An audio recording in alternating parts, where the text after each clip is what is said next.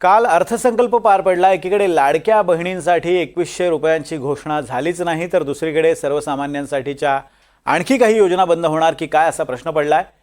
एकनाथ शिंदे मुख्यमंत्री असताना आनंदाचा शिधा योजना सुरू करण्यात आली होती आणि आता आनंदाचा शिधा योजना ही बंद होणार की काय अशी चर्चा सुरू झाली आहे। कारण आनंदाचा शिधा, शिवभोजन थाळी आणि मुख्यमंत्री तीर्थदर्शन योजनांचा अर्थसंकल्पामध्ये उल्लेखच नाहीये, त्यांच्यासाठी तरतूदच नाहीये। त्यावेळी विरोधकांनी यावरून टीका केली आहे, पण या योजनांचं पुढे नेमकं काय होणार याबद्दलचं उत्तर सध्या मिळत नाहीये। पाहूयात। कोणतीही शंका मनात ठेवू नका। जी आश्वासनं आम्ही दिलेली आहेत, ज्या योजना आम्ही सुरू केलेल्या आहेत, एकही योजना आम्ही बंद होऊ देणार नाही।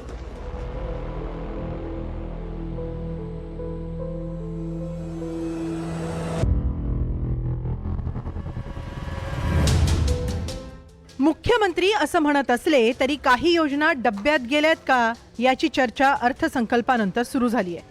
ही योजना आम्ही बंद करत आहोत असं सरकारनं कुठल्याही योजनेबाबत स्पष्ट केलेलं नसलं तरी अर्थसंकल्पात काही योजनांचा उल्लेख आणि त्यासाठी तरतूदच करण्यात आलेली नाही। त्यामुळे शिंदे सरकारच्या काही योजनांना फडणवीस सरकारनं कात्री लावली की काय अशी शंका आहे। शिंदे सरकारनं सुरू केलेल्या आनंदाचा शिधा, शिवभोजन थाळी आणि मुख्यमंत्री तीर्थदर्शन योजनेसाठी अर्थसंकल्पात कुठलीही तरतूद करण्यात आलेली नाही। आनंदाचा शिधा या योजनेमध्ये केशरी रेशन कार्ड धारकांना 100 रुपयांमध्ये शिधा दिला जात होता। 2023 पासून गुढीपाडवा, डॉक्टर बाबासाहेब आंबेडकर यांची जयंती, गणेशोत्सव आणि दिवाळी असा वर्षातून 4 दिवस आनंदाचा शिधा द्यायला सुरुवात झाली। या योजनेअंतर्गत प्रत्येकी 1 किलो रवा, चणा डाळ, साखर आणि 1 लिटर तेल दिलं जातं। राज्यात जवळपास 1 कोटी लाभार्थ्यांना आनंदाचा शिधा मिळतो। त्यासाठी 500 कोटींची तरतूद करण्यात आली होती। दुसरी महत्त्वाची योजना म्हणजे शिवभोजन थाळी। शिवभोजन थाळी योजनेअंतर्गत फक्त 10 रुपयांमध्ये जेवणाची थाळी उपलब्ध करून दिली जाते। या थाळीची शहरी भागात किंमत 50 रुपये तर ग्रामीण भागात 35 रुपये आहे। मात्र सरकार अनुदानाची रक्कम भरतं आणि नागरिकांना थाळी 10 रुपयात मिळते। शिवभोजन अंतर्गत रोज 2.25 लाख थाळ्या दिल्या जातात। गेल्या अर्थसंकल्पात या योजनेसाठी 220 कोटींची तरतूद करण्यात आली होती।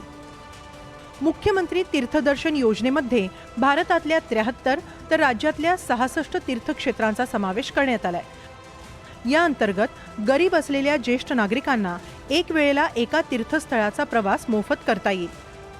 प्रवास खर्चाची कमाल मर्यादा 30,000 एवढी ठेवण्यात आली आहे। अर्थमंत्री अजित पवारांनी सादर केलेल्या अर्थसंकल्पात या तीनही योजनांचा उल्लेख नाही। त्यामुळेच सरकार हळूहळू सगळ्या योजना बंद करेल अशी टीका विरोधकांनी केली आहे। गरिबांच्या योजनांना कात्री लावून ज्या काही सामान्य माणसासाठी, गोरगरिबांसाठी योजना होत्या त्या बंद करण्याचा निर्णय सरकारचा झाला असावा आणि एकनाथ शिंदेंना सांगितलं असावं की आता तुम्ही आणलेल्या योजना पुढे चालवू शकत नाही, कारण हे सरकार ओडीवर चाललेलं सरकार आहे। ओडी म्हणजे ओव्हरड्राफ्टवर। 10,000 कोटी मिळणाऱ्या बहिणी आता घरी जाणार हे स्पष्ट झालं। प्रत्यक्षपणे खर्च किती झाले? 33,232 कोटी रुपये। 46,000वरून 33,232 कोटी रुपये झालं। मतं घेतली 2100 कोटी रुपये, 2100 रुपये आम्ही पर महिलेला करू पर महिना। आता ह्या बजेटमध्ये त्याचा पत्ताच नाही। आता त्याचा पत्ताच नाही। मुख्यमंत्री म्हणतात पुढच्या वेळेला बघू, दादा म्हणतात मी काय कधी बोललो नाही, एकनाथराव म्हणतात मीच फक्त बोललो, आता मीच एकटा काय करू, हे दोघे एक मतानं झाले तर अशी अवस्था बहुतेक झाली आहे। बघा, आमच्या सगळ्यांचं हेच मत आहे की जर तुम्ही इलेक्शनच्या काळामध्ये बोलला असता की आम्ही 1500 वरनं 2100 लाडक्या बहिणी योजनेचं मानधन करू, पण ते 2 वर्षानंतर सत्तेत आल्यानंतर करू, तर आम्ही मान्य केलं असतं। तुम्ही शेतकऱ्याला म्हणाला कर्जमाफी करतो, हे तुम्ही बोललात तर आहातच, पण तुम्ही तुमच्या जाहीरनाम्यामध्ये सुद्धा प्रिंट केलेलं आहे। सरकार मात्र सरसकट कुठल्याही योजना बंद करत नसल्याचा दावा करत आहे। एकच मी सांगतो की आम्ही पूर्णपणे महायुतीचं सरकार या सर्वसामान्यांच्या पाठीशी उभं राहणार आहे। सर्वसामान्यांचं जे मग महिला आहेत, शेतकरी आहेत, कष्टकरी आहेत, सिनियर सिटीजन आहेत, युवा आहेत, या सगळ्या ज्या काही योजना आहेत त्यांच्या मागे उभे राहण्याचं हे आम्ही कायम या ठिकाणी ठेवणार आहे. आणि आम्ही तिघं आहोत आणि तिघही भाऊ आमच्या बहिणींच्या मागे कायम उभे राहू अशा प्रकारचं इकडे मी आपल्याला सांगू. अजित पवारांनी सादर केलेला अर्थसंकल्प आर्थिक शिस्तीचा होता. राज्याला आर्थिक शिस्त लावायची असेल तर काही कठोर निर्णय सरकारला घ्यावे लागणार आहेत. मात्र योजनांचं नक्की काय झालंय त्याबद्दल जनतेला गृहीत न धरता योग्य ती माहिती सरकारनं देणं गरजेचं आहे. तत्कालीन मुख्यमंत्री एकनाथ शिंदे यांनी सुरू केलेली आनंदाची शिस्त असो किंवा योजना, त्याला घेणं यामागे राजकारण नाही आहे तर त्यापेक्षाही अर्थकारण आहे.